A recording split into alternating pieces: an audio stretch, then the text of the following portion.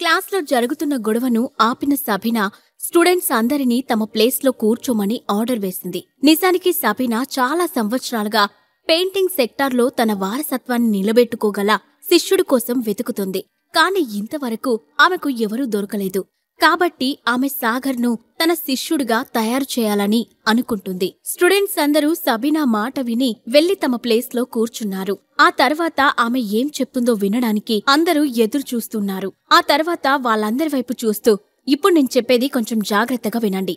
మన పొరుగు రాష్ట్రమైన చెన్నై ప్రస్తుతం తీవ్రమైన వరదలకు గురైంది. దీనివల్ల అక్కడ ప్రజలందరూ పూర్తి కష్టాల్లో కూరుకుపోతున్నారు. ఇప్పుడు వాళ్ళందరికీ సహాయం చేసే బాధ్యత మనం తీసుకోబోతున్నాం. ఒక నిజమైన కల్టివేటర్ ఎప్పుడూ బలహీనులకు సహాయం చేస్తాడు. అందుకే మన అకాడమీ కూడా ఫండ్ రైజింగ్ కార్యక్రమాన్ని చేపట్టాలని నిర్ణయించుకుంది. ఇంట్రెస్ట్ ఉన్నవాళ్లు ఫండ్స్ ఇవ్వచ్చు. ఎంత ఇవ్వాలని లిమిటేమీ లేదు. అది మీ ఇష్టం. అలాగే ఎక్కువ ఫండ్స్ ఇచ్చిన వాళ్ళకి అకాడమీ నుంచి రివార్డ్స్ కూడా ఉంటాయి అని చెప్పింది. అది వినగానే స్టూడెంట్స్ అందరూ మళ్లీ తమలో తామే గుసగుసలాడుకోవడం ప్రారంభించారు. అంటే అది ఎలాంటి రివార్డ్ అయి ఉంటుంది అని ఒక స్టూడెంట్ అడిగాడు. ఇది లాంగ్వేజ్ అకాడమీ, మామూలు చిన్నపిల్లల్లా స్కూల్ కాదు. కాబట్టి ఖచ్చితంగా వాళ్ళిచ్చే రివార్డ్స్ హై లెవెల్లోనే ఉంటాయి అని మరో స్టూడెంట్ ఊహిస్తూ అన్నాడు. అవును, ఖచ్చితంగా వాళ్ళు కల్టివేషన్లో ఏదైనా కొత్త మెథడ్ చెప్తారేమో, లేదా హైగ్రేడ్ మెడిసినల్ పిల్ ఇస్తారేమో అని మరో స్టూడెంట్ కూడా ఆశగా అన్నాడు. స్టూడెంట్స్తో విషయం చెప్పిన తర్వాత బ్లాక్ బోర్డ్పై ఫండ్ రైజింగ్ అనే వర్డ్ రాసి పక్కనే బ్యాంక్ అకౌంట్ నంబర్ కూడా రాసింది.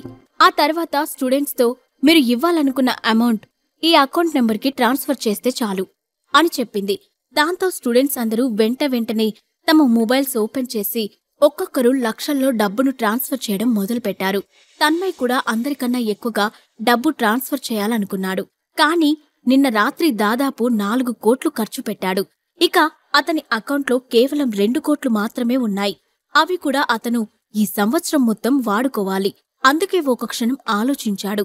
అయినా అందరి ముందు తన గొప్పను నిరూపించుకోవాలనుకున్నా అతను వెంటనే అకౌంట్లోకి 50 లక్షలు ట్రాన్స్ఫర్ చేశాడు.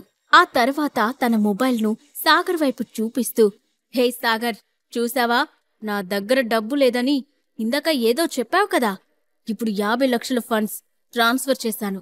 క్లాస్లో అందరికన్నా నాదే ఎక్కువ అని గర్వంతో పెద్దగా చెప్పాడు. అవును, తన్మయ్ దగ్గర డబ్బు లేదనే మాట మేము ఎప్పుడూ వినలేదు.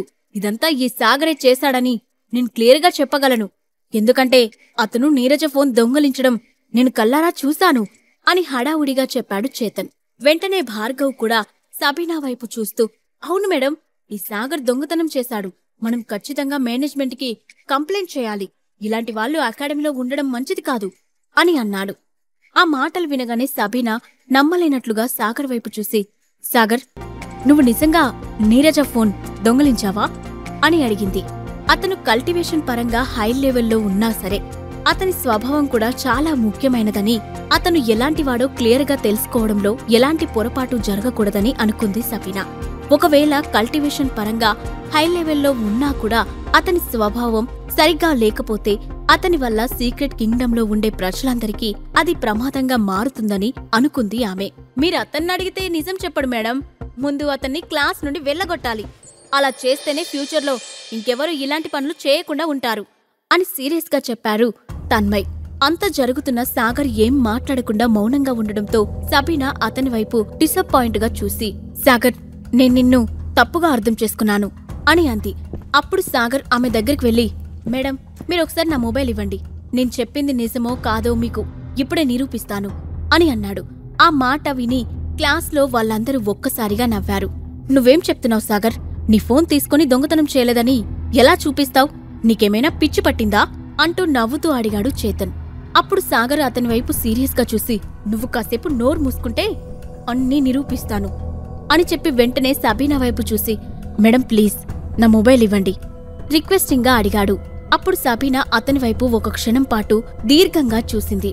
ఆ తర్వాత ఏదో నిర్ణయించుకున్నట్లు తన చేతిని గాల్లో తిప్పింది. వెంటనే సాగర్ ఫోన్ ఆమె చేతిలో ప్రత్యక్షమైంది. ఆ తర్వాత ఆమె సాగర్ వైపు చూస్తూ, నేను నీ ఫోన్ ఇస్తాను, కానీ ఇక ముందు క్లాస్ జరిగే టైంలో మొబైల్ ఫోన్ తీయడానికి వీల్లేదు. మళ్ళీ క్లాస్లో నువ్వు మొబైల్ వాడటం చూస్తే ఇక దాన్ని నీకు ఎప్పటికీ తిరిగివ్వను అలాగే మరోసారి నువ్వు ఏదైనా దొంగతనం చేసినట్లు తెలిస్తే వెంటనే నిన్ను అకాడమీ నుంచి డిస్మిస్ చేసి పోలీసులకు పట్టించాల్సి వస్తుంది. నువ్వు పేదవాడిగా ఉన్నా పర్వాలేదు, కానీ ఇలా మరొకరి వస్తువులు దొంగలించడం మంచిది కాదు.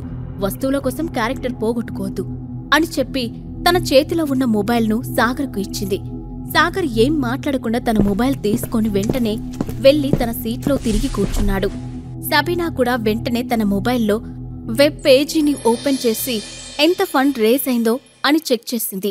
అప్పటికే దాదాపు అందరూ కలిపి 2 కోట్ల రూపాయల వరకు ట్రాన్స్ఫర్ చేశారు. అది చూసి సబీనాకు సంతోషంగా అనిపించింది. వీళ్ళు క్లాసులు సరిగ్గా వినకపోయినప్పటికీ అందరూ మంచి మనసున వాళ్ళు. ఖచ్చితంగా వీళ్ళందరికీ మంచి ట్రైనింగ్ ఇస్తే ఫ్యూచర్లో వీళ్ళను నేను గొప్ప ఆయుధాలుగా మార్చగలను అని తనలో తానే అనుకుంది. ఇంతలో హఠాత్తుగా ఎవరో అందరూ ఒకసారి వెబ్ పేజ్ ఓపెన్ చేసి చూడండి అని అరిచాడు.